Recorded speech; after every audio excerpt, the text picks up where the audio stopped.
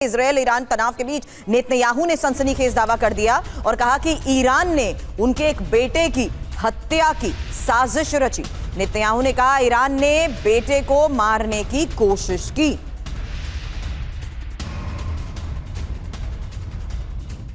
तो नेतन्याहू के बेटे की हत्या की साजिश नाकाम, क्या बयान दिया गया है। ईरान ने एक बेटे को निशाना बनाया, बेटे की हत्या की साजिश रची गई है, ये बयान सामने आया है नेतन्याहू की तरफ से।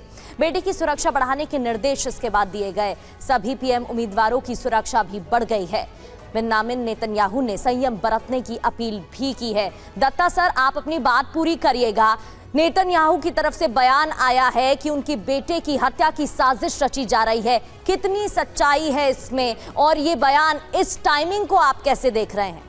बिल्कुल प्रगति, देखिए ऐसा है, ईरान ने कसम खाई है कि वो आयतुल्ला खमानी के ऊपर जो हमला किया, उनके सुप्रीम लीडर को मारा, उसका बदला लेंगे। Death to Trump, death to Netanyahu, जहाँ उनके परिवार हों उनको टारगेट किया जाएगा, क्योंकि इसके अंदर आयतुल्ला खमानी के परिवार के भी बहुत सारे सदस्य मारे गए। तो ये इसमें कोई शक नहीं है, ईरान डेफिनेटली ट्राई करेगा, टारगेट करेगा और कोशिश करेगा, क्योंकि नेतन्याहू के दो बेटे हैं, एक अभी मियामी में है और दूसरा इजराइल में ही है मेरे ख्याल से। और अभी ये जाहिर नहीं किया गया कि क्या मियामी में ये अटैम्प्ट हुआ है कि विद इन इजराइल हुआ है, लेकिन दोनों जो इनके बेटे हैं, फैमिली को पूरा प्रोटेक्शन दिया जा रहा है इजराइल की गवर्नमेंट के द्वारा, और वो यकीन कर रहे हैं कि इनकी सुरक्षा कायम रहे। लेकिन ये आप मान के चलें कि ये ब्लड फ्यूड है। ब्लड फ्यूड का मतलब है कि ये जानी दुश्मन रहेंगे फॉर टाइम टू कम, चाहे वो डोनाल्ड ट्रंप हो, चाहे वो नेतन्याहू हो या उनके परिवार हो। तो कभी भी कोई भी घटना घट सकती है, चाहे ईरान के IRGC करवाए या उनकी सिंपैथी रखने वाले, उनका फंडामेंटल जो लोग हैं वो करें इसको, कुछ भी घटना घट सकती है। तो वही कहने का मतलब है, the man who lives by the gun dies by the gun. कभी ना कभी किसी ना किसी दिन वो आपके पीछे पड़ जाएंगे। लेकिन अब संजय भारद्वाज सर, एक सवाल इससे आगे और बढ़ते हुए, अमेरिका ये कह रहा है कि जो ईरान को सपोर्ट करेगा उसके ऊपर ये इकोनॉमिक स्ट्राइक होगी।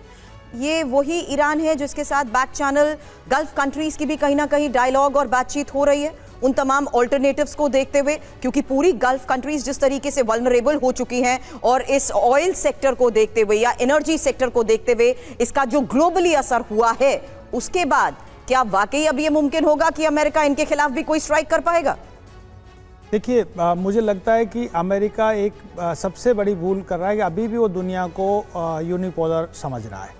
देखिए, दुनिया मल्टीप्लेक्स हो चुकी है, डिफरेंट स्टेक होल्डर्स हैं, चीन का अपना वजूद है, भारत का अपना है, आप रशिया देखिए, जापान देखिए, जर्मनी देखिए, ये सब कंट्रीज़ के अपने अपने इंटरेस्ट है। और वही चीज़ आप ये देखिए कि अब गल्फ भी, मिडिल ईस्ट भी यूनिपोलर नहीं रहा, वो मल्टीप्लेक्स हो चुका है। वहाँ पर UAE का अपना इंटरेस्ट है, सऊदी अरबिया का अपना है और ईरान का अपना है। तो इसमें ये जो एक तरीके का और ट्रस्ट डेफिसिट ऊपर से आ गया, अमेरिका अपने बेसिस को नहीं बचा पा रहा, तो उन देशों को कहाँ से महफूज रखेगा। इसीलिए आप देखिए कि सऊदी अरबिया पाकिस्तान की तरफ देख के उससे एग्रीमेंट कर रहा है, डिफेंस डील कर रहा है, तुर्की को भी लेके आ रहा है, और वो ये भी नहीं समझ में आ रहा है कि किसके खिलाफ कर रहे हैं, अमेरिका के खिलाफ कर रहे हैं कि ईरान के खिलाफ कर रहे हैं कि इजराइल के खिलाफ कर रहे हैं। तो ये जो पूरा का पूरा कन्फ्यूजन क्रिएट हो गया, तो आप मान के चलिए कि there is a decline of West, there is decline of America, और ये बात मान के चलिए कि उनको इस रियलिटी को एक्सेप्ट करके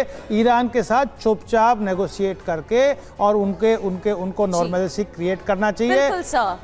बिल्कुल सर, ये समझने वाली बात है। आपकी बात को आगे बढ़ा रही हूँ। और मनीष, क्या खाड़ी देशों का विश्वास अमेरिका पर कम हुआ है, क्योंकि कहीं ना कहीं दबाव तो उनकी तरफ से भी बनाया जा रहा है, और जो नेतन्याहू की तरफ से बयान दिया गया है बेटे की साजिश को लेकर, इसे आप कैसे देखते हैं? देखिए, प्राइम मिनिस्टर नेतन्याहू खुद टारगेट पर हैं। ईरान की तरफ से लगातार कोशिश की गई है कि माफ करिएगा, प्रधानमंत्री नेतन्याहू को टारगेट किया जाए। ठीक उसी तरह उनके परिवार के साथ भी है, एक बात तो ये भी है।